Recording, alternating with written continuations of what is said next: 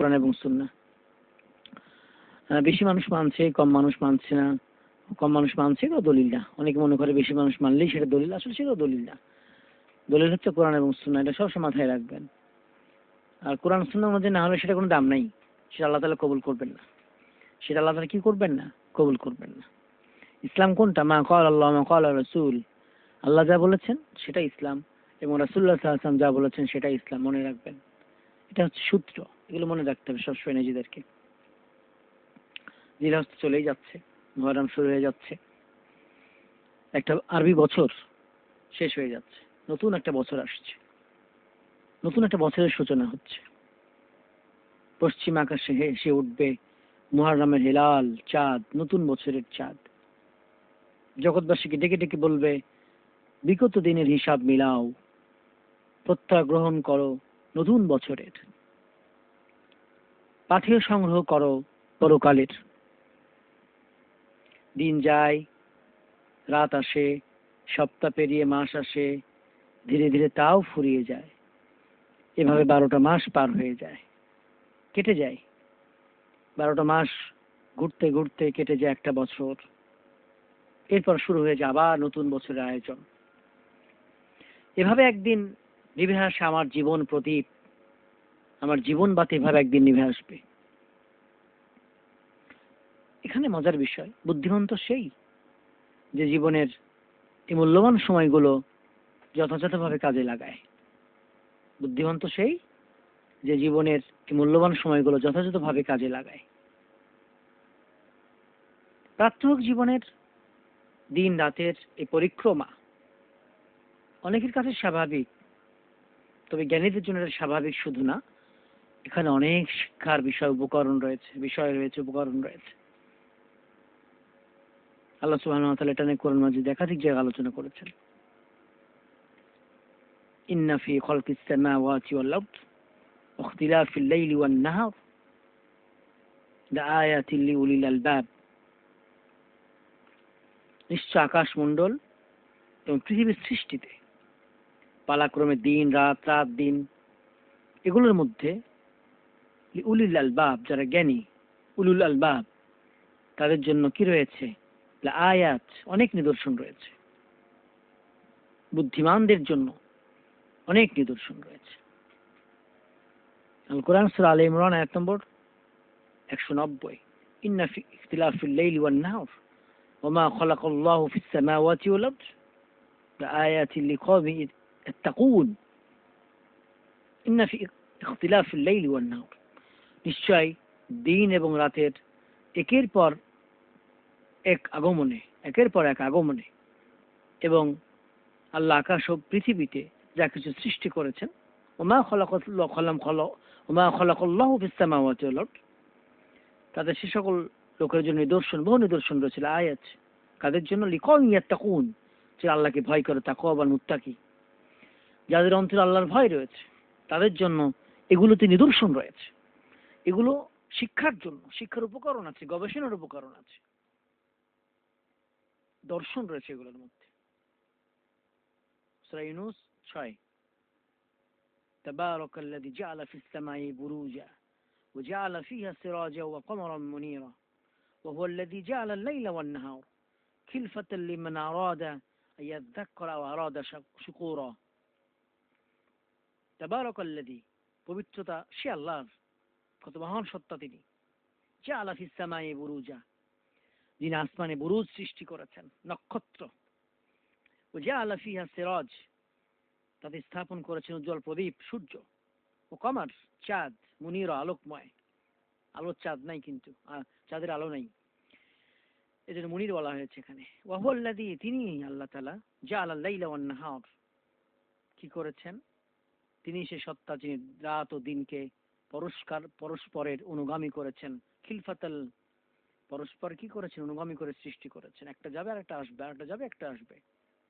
লিমান আরাদা আইয়াযযাক্কারা আইয়াযযাক্কারা আও আরাদা শুকুরা আও আরাদা শুকুরা, সে ব্যক্তির জন্য যে উপদেশ গ্রহণের ইচ্ছা রাখে, অথবা আল্লাহ তাআলার কৃতজ্ঞতা প্রকাশ করতে চায়, আল্লাহ তাআলার প্রশংসা প্রকাশ করতে চায়, প্রশংসা করতে চায়। ইয়াদ্দাক্কার শুকুর, সূরা ফুরকান 61-62। বাস্তব কথাটা কি? বাস্তব কথাটা হচ্ছে কে থেকে শিক্ষা গ্রহণ করে?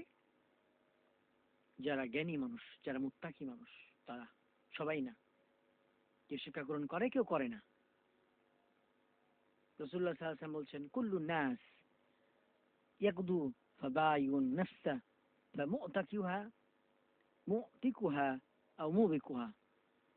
প্রচলিত হাদিস, সহিহ মুসলিম আসছে 223।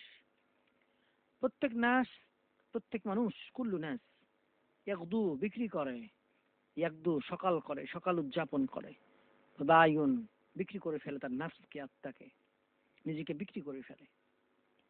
ফামুতিকুহা, এভাবে কেউ নিজেকে আল্লাহর আনুগত্যে নিয়োজিত করে জীবনকে ধ্বংস থেকে রক্ষা করে।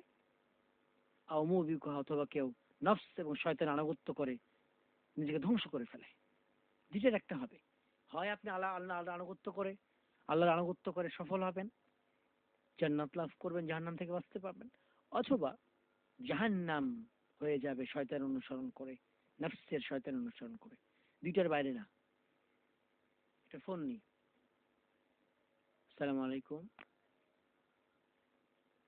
আসসালামু আলাইকুম। ওয়ালাইকুম সালাম। জি, ভালো আছেন? আলহামদুলিল্লাহ। জি, আমার দুটি প্রশ্ন আছে। আমার প্রথম প্রশ্ন হলো যে এই যে চোখ বাঁধার বিষয়, যেটা কুরবানি করার সময় যে চোখ বলেছিল যে তোমার যদি কষ্ট হয় তাহলে তুমি চোখ বেঁধে নাও, এবং ছুরি চালানো, এই দুটা কি, ছুরি কি চালানো হয়েছিল আর চোখ বাঁধা হয়েছিল, এটা নাকি, এগুলো নাকি করা হয়নি? এটা একটা জানাবেন। আর একটা প্রশ্ন, এটা ঠিক কিনা। আর একটা প্রশ্ন হলো যে আমরা ওই যে ই করি, আচ্ছা আমি ভুলে গেছি, পরে বলছি। জি, চলছে শরিয়া চেম্বার, সাথে আছি মাওলানা মাসুম বিল্লাহ বিন রেজা। থাকি বুধবার বৃহস্পতিবার, বুধবার 2টা থেকে 3টা, বৃহস্পতিবার 3টা থেকে 4টা। আজ কথা বলছিলাম মুহররমের গুরুত্ব এবং ফজিলত নিয়ে। তো সেটা মুহররম যে প্রথম মাস বছরের, সেটা নিয়ে একটু কথা বলছিলাম। দিন রাতের পরিবর্তন আসছে যাচ্ছে, এগুলো নিয়ে কথা বলছিলাম। বুদ্ধিমান তো সেই যে প্রত্যেকটা নতুন সময় এবং সূচনায় নিজেকে এমন ভাবে নিয়োজিত করে যার মাধ্যমে তার পরকাল আখিরাতটা সুন্দর হয়ে যায়। আর নির্বোধ তো সেই যে নতুন সময়ের সূচনায় এমন কাজকর্মে লিপ্ত থাকে যা তার ধ্বংসকে টেনে নিয়ে আসে। তাই জীবনের প্রত্যেকটা মুহূর্ত, প্রত্যেকটা নতুন মুহূর্তের কল্যাণের দিকে আরো ধাবিত হওয়ার প্রত্যয় গ্রহণ করাই মুমিনের ঈমানের দাবি। পূর্বের কাজের জন্য তাওবা, সামনে কল্যাণকর কাজের তৌফিক আল্লাহর কাছে চাইতে হবে। আমরা মুহররম নিয়ে কথা বলছিলাম। মুহররমের কিছু বৈশিষ্ট্য আছে। শুধু অনেকে মনে করে মুহররম মানেই আশুরা, না। মুহররম আলাদা আলাদা বৈশিষ্ট্য আছে। মুহররমের বৈশিষ্ট্য আলাদা, আশুরার বৈশিষ্ট্য আলাদা। প্রথম একটা বৈশিষ্ট্য হচ্ছে মুহররমের, আল্লাহ তাআলা নির্ধারিত মাস, সম্মানিত মাস হচ্ছে এই মুহররম।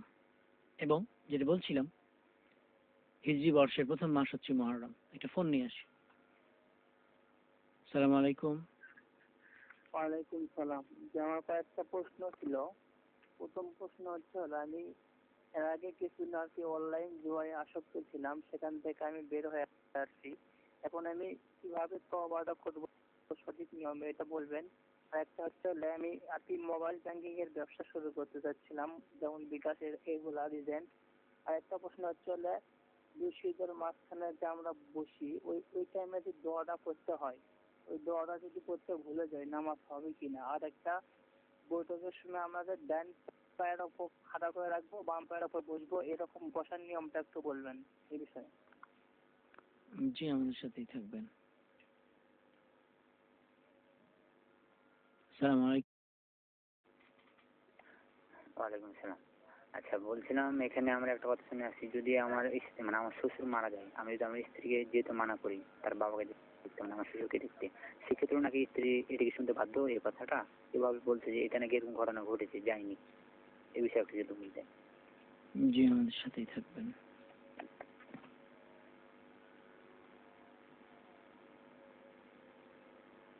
জি, আমরা কথা বলছিলাম মুহররম নিয়ে। চলছে শরিয়া চেম্বার, মুহররমের গুরুত্ব ফজিলত নিয়ে কথা বলছিলাম। সপ্তাহে 2 দিন থাকি, বুধবার বৃহস্পতিবার। বুধবার 2টা থেকে 3টা, বৃহস্পতি 3টা থেকে 4টা। তো হিজরি বর্ষের সর্বপ্রথম মাস হচ্ছে মুহররম, মুহররমুল হারাম, তো হারাম মাস মুহররম মাস। হাদিসের ভাষায় শাহরুল্লাহ বলা হচ্ছে এটাকে, শাহরুল্লাহিল মুহররম, আল্লাহর মাস মুহররম। আল্লাহ তাআলা বছরে যে কয়টি মাসকে বিশেষ মর্যাদা দিয়েছেন, মুহররম তার মধ্যে অন্যতম। শাহরে হুরুম 4টা মাস, আর বাতুন হুরুম 4টা পবিত্র মাস, হারাম মাস। আর বছরে যে 12টা মাস হবে, এটা আল্লাহ তাআলা নির্ধারণ করেছেন বহু আগে, পৃথিবীর সৃষ্টির দিনে, একেবারে প্রথম দিনে। পৃথিবী সৃষ্টির দিনেই আল্লাহ তাআলা এই 12টা মাস বছরে নির্ধারণ করেছেন। কেউ করেন, এখন মানুষ করে না বা অন্য কোনো ধর্ম করে নাই, আল্লাহ তাআলা করেছেন। যেমন সূরা তাওবার 36 নম্বর আয়াতে আল্লাহ তাআলা এটা কথা বলেছেন, ইন্না ইদ্দাতাশ শুহুরি ইনদাল্লাহ 12 শাহরান ফি কিতাবিল্লাহ ইয়াওমা খালাকাস সামাওয়াতি ওয়াল আরদ মিনহা আরবাআতুন হুরুম যালিকা দ্বীনুল কাইয়্যিম ফালা তাযলিমু ফীহিন্না আনফুসাকুম। নিশ্চয় এই যে আসমান জমিন সৃষ্টি করেছেন আল্লাহ তাআলা যেদিন, সেদিন থেকেই মাস সমূহের গণনা হচ্ছে আল্লাহ তাআলার নিকট 12টা। তার মধ্যে 4টা মাস সম্মানিত, আর বাতুন হুরুম, মুহররম, যুলকওয়াদা, যুলহিজ্জা, রজব। 4টা মাস সম্মানিত। ফালা তাযলিমু ফীহিন্না আনফুসাকুম, সুতরাং এই 4টা মাসের মধ্যে তোমরা এই যে নিজেদের উপর জুলুম করো না, অত্যাচার করো না, ঝগড়া বিবাদ করো না, যুদ্ধ করো না, এভাবে নিজেদের উপর জুলুম করো না। সূরা তাওবা আয়াত নম্বর 36। 4টা মাস যেটা বলছিলাম রাসূলুল্লাহ হাদিসে বলে দিয়েছেন, যুলকওয়াদ, যুলহজ, মুহররম এবং রজব, যা জুমাদাল আখিরা এবং শাবানের মধ্যবর্তী মাস।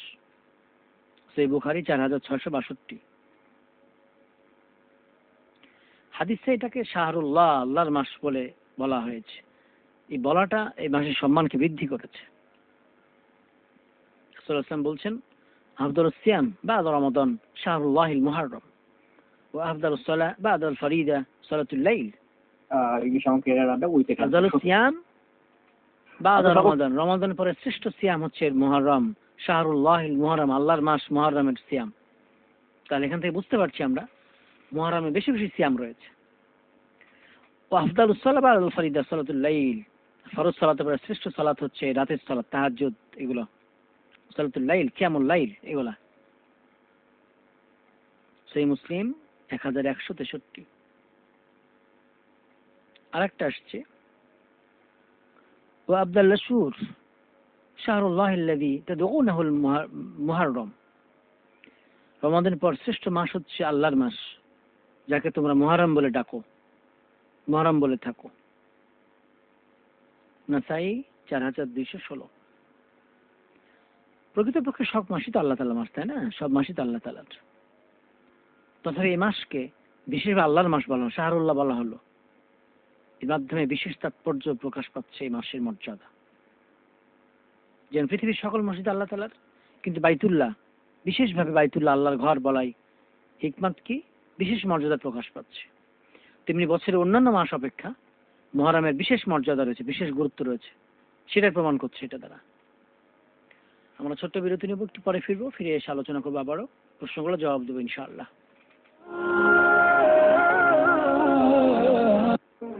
শরিয়া চেম্বার।